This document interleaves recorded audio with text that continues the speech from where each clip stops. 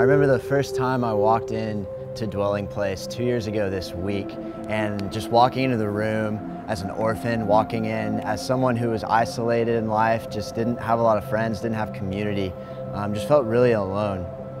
See, I came from a house of brokenness. My parents actually separated when I was really little, but they kept living in the same house. My dad had his own room and my mom had her own room.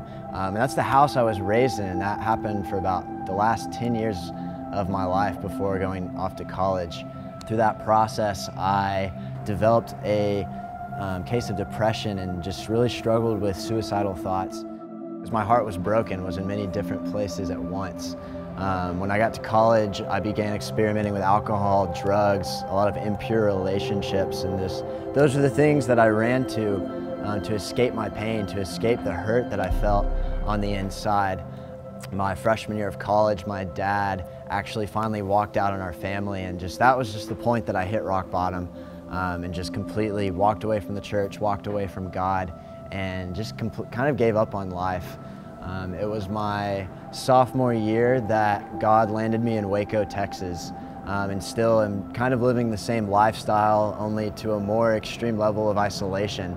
And so I'm going to school at MCC, and sitting next to me in one of my classes is this guy, Alex Barrera. And this guy just every day is vocal, he's talking, he's reaching out. He just kept initiating with me and just would ask me just little questions about my life, wanting to get to know me. And it was the first time in years that I'd felt pursued by anyone.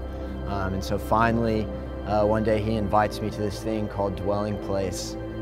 And I was really hesitant to go. I hadn't been in the church in years, but by God's grace, I found myself entering those doors. And I remember walking into the building, and just immediately I'm hit with the presence of God. And it was like my demons and just all the dark stuff, all the pain, everything inside of me that pulled me away from God. It's like it stopped at the door and couldn't enter into the presence of God with me. So I just felt really vulnerable in that place. But I look in the room around me and I see hundreds of college students just on their knees worshiping, going after God. And I was just blown away. I'd never seen that before. To me, college was about partying. It was about doing whatever you can to escape the pain of life. But here were these college students who, in the face of whatever pain and trials they had, they were looking up to God. And that was just so foreign to me, but it was so contagious, and I wanted it. I wanted this joy that I saw these students who were jumping up and down that they had in their life. I wanted that joy. And so just in that place of worship, I just broke down, began crying, and I'm confessing sin after sin in my mind, and just thinking how unclean and how impure I am, and how I just don't belong in that setting, how just that isn't for me. And in that place of just brokenness before the throne, God showed up, and I hear the voice of God clearly say, "Rich, how are you going to respond? I see your pain. I see where you're hurting. I see your agony, and believe me when I say that you are known, but how are you going to respond to me?" And just in that moment, there was no other answer for me but Jesus. There was nothing else I could turn to but the blood of the Lamb who died for my sin, who died so that I could have hope again. And so that night, I decided to give my life to Him and to become a follower of Christ. As it turned out, that night was actually a baptism bash, and so God just had me in the right place at the right time. I was able to get baptized in front of a community of believers, and it was such a powerful symbol of transformation, of literally waking up that morning and being just this dark person living in sin, and that night going to bed just feeling new and refreshed and cleansed, and just for the first time in a long time feeling hope. Well, in the following weeks, I got plugged into life group, I got plugged into discipleship, and just slowly began to learn what it means to follow Jesus, and begin to walk through just the hurt that I had and the brokenness that I had.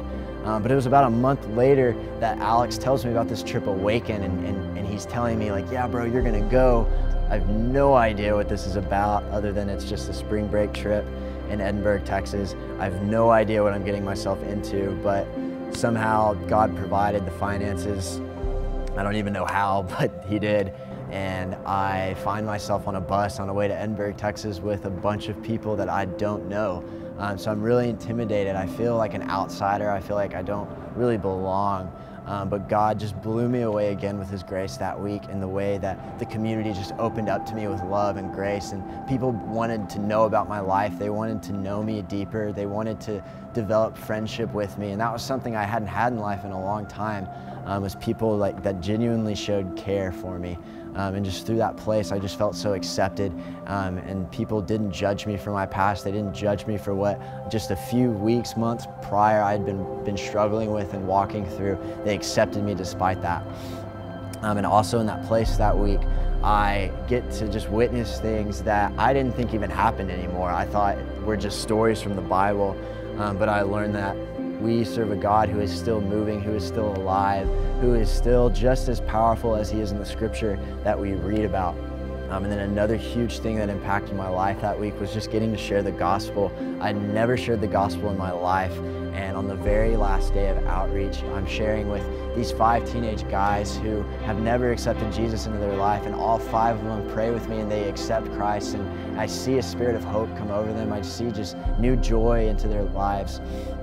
And I was just so blown away by the goodness of God, by just the countless wonders that God has done, by the new freedom that God put in my life through that trip.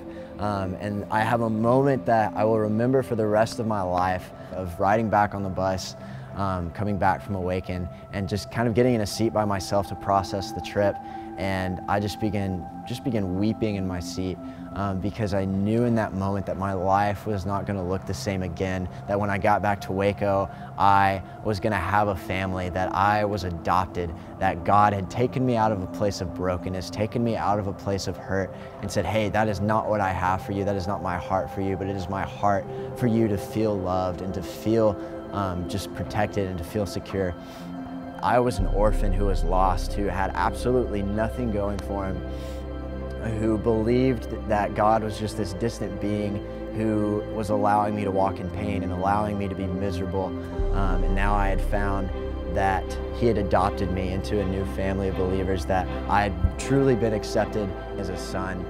And so if you are hearing this testimony, if you're hearing this story, I want you to know that Awaken is for you. Awaken is the right place to be, because that is where God is. And I truly believe that this could be a calling on your life, that God is ready to start something new. He's ready to initiate with you, and He's ready to change your life forever.